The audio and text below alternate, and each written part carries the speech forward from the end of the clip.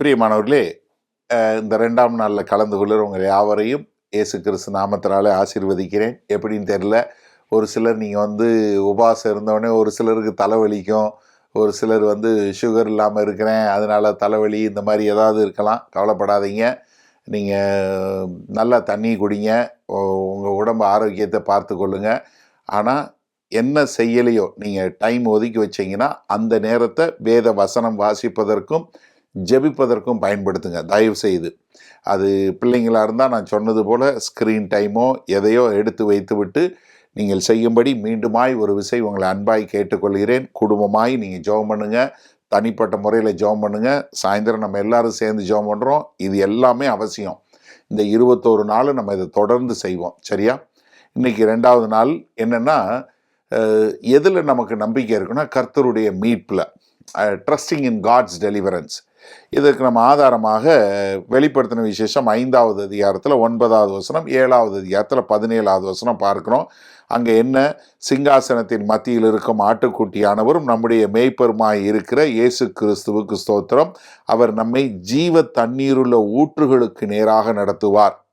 அது மாத்திரமல்ல, 7வது அதிகாரம் 17வது வசனத்தில், நீரே அந்த புஸ்தக சுருளை எடுக்கவும் அதன் முத்திரைகளை உடைக்கவும் பாத்திரராய் இருக்கிறீர். ஏனெனில் நீர் அடிக்கப்பட்டு சகல கோத்திரங்களிலும் பாசைக்காரர்களும் ஜனங்களிலும் ஜாதிகளிலும் எங்களை கர்த்தருடைய சொந்தமாக்கி கொள்ளும்படிக்கு உம்முடைய இரத்தத்தினாலே எங்களை மீட்டு கொண்டீர். இது என்ன எதிர்காலத்தில் நடக்க போகிறத நம்ம பார்க்குறோம்.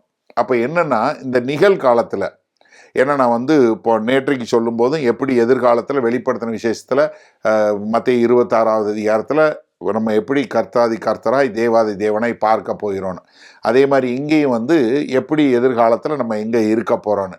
அப்போ நிகழ்காலத்தில் நம்ம எப்படி வாழ்வது, நம்ம எப்படி கர்த்தரை நம்புவது. 40வது சங்கீதத்தில் முதல் 4 வசனத்தில் பார்த்தீங்கன்னா, கர்த்தருக்காக பொறுமையாய் காத்திருந்தேன், அவர் என்னிடமாய் சாய்ந்து என் கூப்பிடுதலை கேட்டார். அப்போ நான் கர்த்தருக்காக பொறுமையாய் காத்திருந்தேன். அப்போ நமக்கு என்ன வேணும்? பொறுமை வேணும். பொறுமைங்கிறது என்ன வேணாலும் நடக்க, நான் சும்மா இருக்கிறேன் அப்படி இல்லை. இது ஒரு ஆக்டிவ். நான் எதிர்பார்த்து கொண்டு கர்த்தர் செய்வார் என்று சொல்லி நான் கர்த்தரை நோக்கி எதிர்பார்த்து கொண்டிருந்தேன். அவர் என்ன பண்ணுறாரு? என்னுடைய கூப்பிடுதலை கேட்டார். அதாவது நான் முதல்ல கர்த்தருக்கென்று நான் கர்த்தரை கூப்பிடக்கூடியவனாக இருக்கிறேன், அதை எதிர்பார்த்து கொண்டு காத்து கொண்டு இருக்கிறவனாக இருக்கிறேன். 2வது என்ன தெரியுமா நமக்கு? கர்த்தர் உங்களுடைய ஜெபத்தை கேட்கக்கூடியவர். அல்லேலூயா. இந்த 2வது நாளில் நீங்கள் ஜெபம் பண்ணுறீங்கள, நல்ல தைரியமாக ஜெபம் பண்ணுங்க. என்ன காரணம் தெரியுமா? உங்கள் ஜெபத்தை கர்த்தர் கேட்குறவர். எப்படி? ஏன்னா நம்ம ஆராதிக்கிற தேவன்கிட்ட உள்ள ஒரு பெரிய குணாதிசயம் என்ன தெரியுமாங்க? நம்ம ஜெபத்தை கேட்கிறவர், நம்மை காண்கிற தேவன், நம்முடைய ஜெபத்தை கேட்கிற தேவன். அது மாத்திரமல்ல, அவர் என்ன பண்ணுறார்? நம்ம ஜெபத்தை கேட்டு அதற்கு பதில் கொடுக்கக்கூடிய தேவன். கூப்பிடுதலை கேட்டால் 2வது வசனம் பாருங்க, பயங்கரமான சூழ்நிலை குழியிலும் உளையான சேற்றிலும் இருந்து என்னை தூக்கி எடுத்து என் கால்களை கண்மனையின் மேல் நிறுத்தி என் அடிகளை உறுதிப்படுத்தி. கேட்கறது ஒன்று, பார்க்கறது ஒன்று. ஆனால் நம்முடைய சூழ்நிலைகளில் அவர் ஹி இன்டர்வீன்ஸ் இன் அவர் சர்க்கம்ஸ்டன்சஸ். நம்முடைய சூழ்நிலைகள் எப்படி இருக்கோ அந்த சூழ்நிலைகளில் உள்ள போகுது நம்மளை தூக்கி எடுக்கக்கூடிய தேவன். அவர் என்ன உளையான சேற்றிலிருந்து தூக்கி எடுத்து அவர் என்ன பண்ணுறாரு? கண்மலையின் மேல் நிறுத்தி நம்முடைய அடிகளை உறுதிப்படுத்தக்கூடிய ஒரு தேவனாய் இருக்கிறார். அப்போ என்ன? அவர் நம்முடைய ஜெபத்தை கேட்குறாரு. நான் பொறுமையோட காத்திருக்கேன், என் ஜெபத்தை கேட்குறாரு. அது மாத்திரமல்ல, என் சூழ்நிலைகளை மாற்றக்கூடிய ஒரு தேவனாய் இருக்கிறார். அது மாத்திரமல்ல, என்னை உறுதிப்படுத்தக்கூடிய ஒரு தேவனாய் இருக்கிறார். பண்ணிட்டு அடுத்து 4வது என்ன செய்கிறாரு? நமது தேவனை துதிக்கும் புதுப்பாட்டை என் வாயிலே கொடுத்தார். இப்போ என்ன வருது? நான் கர்த்தருக்காக காத்திருக்கிறேன், அவர் என் ஜெபத்தை கேட்குறாரு, என்னை எடுத்து ஊத்துறாரு, என்னை ஸ்திரப்படுத்துகிறார். அப்போ ஆட்டோமேட்டிக்காக என் வாயில் என்ன வருது? ஒரு புது பாட்டு வருது. கர்த்தரை ஆராதிக்கக்கூடியவனாய், கர்த்தரை துதிக்கக்கூடியவனாய். அப்போ என்ன? என் வாயில் ஒரு துதி வரக்கூடியதாக, கர்த்தர் என்னை என்னுடைய ஜெபத்தை கேட்டு என்னை ஸ்திரப்படுத்தி என்னை மீட்டெடுத்து என்னை கொண்டு போய் நிறுத்தும்போது என்ன பண்ணுறேன்? நான் பாட்டு பாடக்கூடியவனாக இருக்கிறேன். அதனால என்ன ஆகுது? நான் முழுக்க முழுக்க கர்த்தரை சார்ந்தவனாக மாறிவிடுகிறேன். பாருங்க, அநேகரை அவர் என் வாயிலே கொடுத்தார், அநேகர் அதை கண்டு பயந்து கர்த்தரை நம்புவார்கள். இப்ப என்னுடைய வாழ்க்கையை பார்க்கும்போது கர்த்தரை நம்பக்கூடியதாய், மற்றவர்கள் நம்பக்கூடியதாக மாற்றக்கூடிய ஒரு காரியம். எப்படிங்க? தானியேல் நமக்கு அருமையான உதாரணம். தானியேல் வாழ்க்கையில பார்க்கிறோம். தானியேல் ஒரு அடிமையாக பாபிலோன்ல போய் நேபுகாத்நேச்சர்னால அடிமையாக எடுத்துக்கொள்ளப்பட்டு அங்க இருக்கக்கூடியவர். அங்க அவர் கர்த்தரை தேடுகிறாரா? கர்த்தர் அவருடைய ஜெபத்தை கேட்கிறாரா? கர்த்தர் அங்க அவருக்கு ஒரு பெரிய விடுதலையை கொடுக்கிறாரா?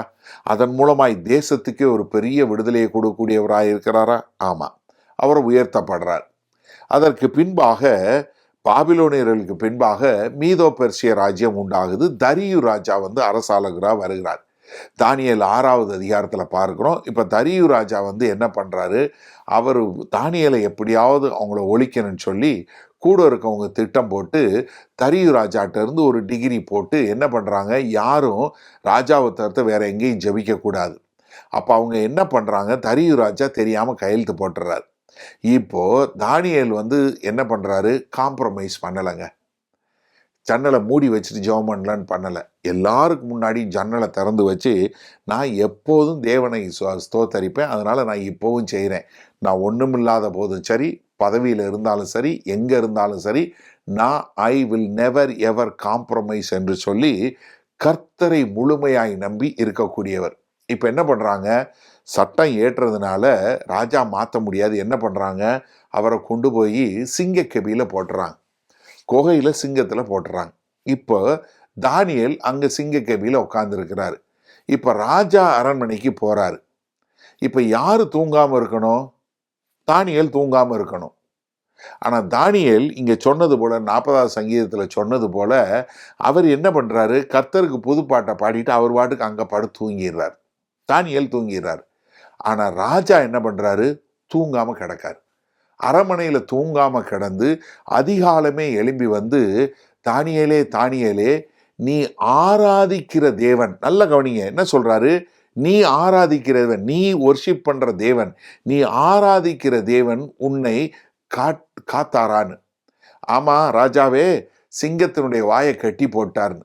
இப்ப நீ யோசிச்சு பாருங்க, தரியு ராஜா இப்போ நீ நம்புகிற, நீ ஆராதிக்கிற தேவன் என்று சொல்லக்கூடியதா. இப்ப நீ யோசிச்சு பாருங்க.